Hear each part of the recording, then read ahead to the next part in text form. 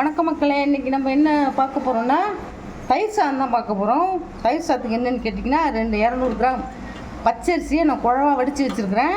அடுத்தது ஒரு கொத்து கருவேப்பிலை, ஒரு இஞ்சி சீவி வச்சுருக்கேன், ஒரு பச்சை மிளகாய் அரிஞ்சு வச்சுருக்கேன், ஒரு சிட்டிகை பெருங்காயம் நீங்கள் சேர்த்துக்கலாம். இதெல்லாம் நம்ம வந்து தாளிதம் பண்ணி இதில் கொட்ட போகிறோம். வாங்க பார்க்கலாம். சாதத்துக்கு தாளிதத்துக்கு நான் 2 ஸ்பூன் எண்ணெய் ஊற்றிக்கிறேன். கடலை எண்ணெய் தான் ஊற்றிருக்கேன். கடலை எண்ணெய் நல்லாயிருக்கும். எண்ணெய் காஞ்சோடனே 1 ஸ்பூன் கடுகு,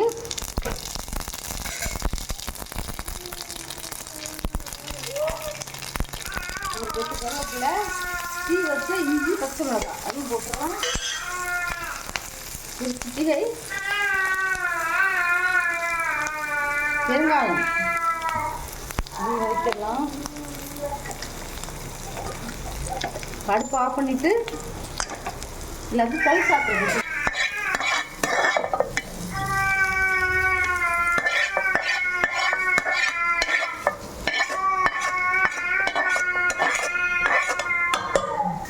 இப்போ பாருங்கள், தயிர் சாதத்துக்கு தேவையானதை பொரிச்சு கொட்டிட்டோம். இப்போ இதுக்கு தேவையான உப்பு போடுறோம். ஒரு 1.5 ஸ்பூன் உப்பு எவ்வளோ தேவையோ போட்டுக்கோங்க. இப்போ அடுத்தது தயிர் ஊற்றுறோம். நல்லா புளிக்காத தயிராக ஊற்றிக்கிங்க. சப்போஸ் உங்கள்கிட்ட புளிச்ச தயிர் தான் இருக்குது அப்படின்னா ஒன்றும் வந்து பயம் வேண்டாம், இது கவலை வேண்டாம்.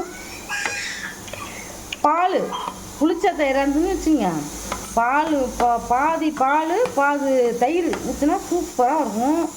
இதிலே கேரட் போடலாம், மாதுளம்பழம் போடலாம், திராட்சை போடலாம், வெள்ளரிக்காய் சீவி போடலாம், மாங்காய் போடலாம். நான் இன்றைக்கி அதெல்லாம் போடலை. நான் ப்ளைன் தயிர் சாதம் தான் செஞ்சுருக்கேன். அது இன்னொரு நாளைக்கு அது மாதிரி நான் வீடியோ போடுறேன், அதை பார்த்து தெரிஞ்சுக்கோங்க.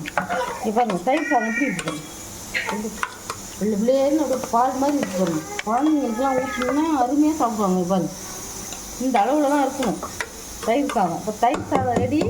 தேங்க்யூ.